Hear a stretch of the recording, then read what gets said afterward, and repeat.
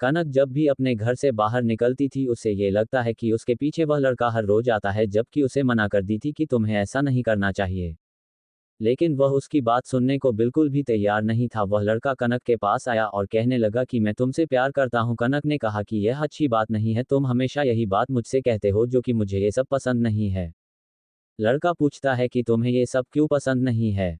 लड़की कहती है कि मुझे ऐसा कोई भी काम नहीं करना है जिससे सभी लोगों को आगे चलकर परेशानी हो, इसलिए मुझे ये सब पसंद नहीं है, और यह कहकर चली जाती है। वह लड़का अपने दोस्त के पास आता है और कहता है कि मुझे कनक बहुत पसंद है, लेकिन वह मुझसे बात करने को तैयार नहीं होती है, और जो मैं जब भी बात करने की कोशिश करता हूँ तो वह मना कर देती है। ऐसा कब तक चलता रहेगा। उसके दोस्त ने उसे समझाया कि तुम्हें ऐसा कोई भी काम नहीं करना चाहिए जो कि दूसरों की नज़र में बहुत गलत साबित होता है, और शायद ये बात सोचती है और इसलिए तुमसे बात नहीं करना चाहती। और मेरी राय तो यह भी है कि तुम्हें भी बात नहीं करनी चाहिए। अपने दोस्त की बात सुनकर वह लड़का नाराज हो जाता है, क्योंकि वह उससे एक सलाह मांग रहा था, जबकि वह तो कनक से दूर होने की बात कह रहा है। लड़का अपने घर चला जाता है और इस बारे में सोचता है कि कनक से किस तरह से बात की जाए और वह मेरी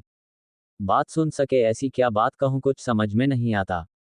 कनक और उस लड़के का घर दोनों का आमने सामने है कि वे दोनों एक दूसरे को देख सकते हैं। शायद ये भी एक कारण है कि कनक उससे बात नहीं करना चाहती, क्योंकि उनके घर आमने सामने हैं और दोनों परिवार जब आमने सामने रहते हैं तो समस्या ज्यादा बढ़ सकती है, इसलिए बहस से दूर रहना चाहती है। एक दिन कनक अपने घर में अकेली थी। उसके परिवार वाले किसी शादी में गए थे। कनक नहीं जा पाई थी क्योंकि उसकी तबीयत खराब थी और यह रात का वक्त था, और वह लड़का इस बात को जानता था कि कनक के घर में आज कोई भी नहीं है। वह इस बात को सोचकर बाहर खड़ा हुआ कुछ देख रहा था। तभी कनक के घर की और किसी को जाते हुए देखा। वह चोर हो सकता है, क्योंकि वह दीवार पर चढ़कर जा रहा था। लड़के ने देखा कि यह तो चोर है, हो सकता है कनक पर यह हमला कर दे। लड़का भी कनक के घर की ओर जाने लगा और वह चोर पता नहीं कहाँ चला गया।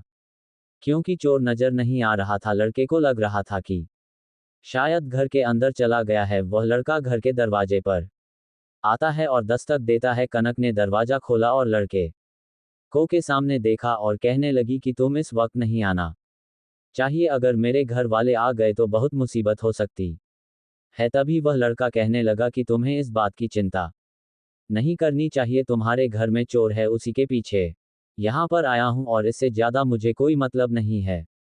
वह लड़का घर के अंदर चला जाता है, चोर को ढूंढने लगता है, लेकिन उसे चोर नहीं मिलता है। चोर ऊपर वाले कमरे में होगा। तभी कनक के घर वाले भी आ जाते हैं और कनक से पूछते हैं, ये दरवाजा क्यों खुला हुआ है, तुम बाहर क्या कर रही हो।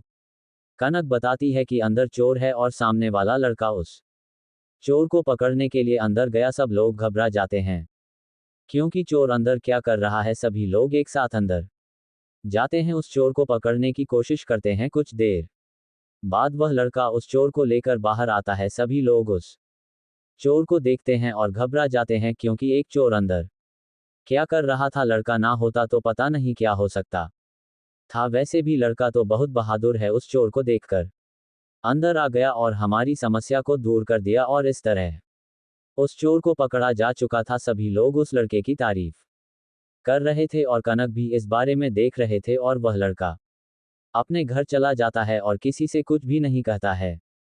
कनक शायद कुछ समझ गई थी, लेकिन अभी उसने कुछ भी नहीं कहा था। अगले दिन जब ये लड़का बाजार जा रहा था तो कनक पीछे पीछे जाने लगी। कनक ने उस लड़के से बात की और कहे कि मुझे तुम पसंद हो, लेकिन मैं हमेशा इस बात से डरती हूँ कि अगर ये बात किसी को पता चल जाए तो मुसीबतें आ सकती है। लेकिन जब तुमने आज मेरी जान बचाई तो मुझे बहुत ही अच्छा लगा।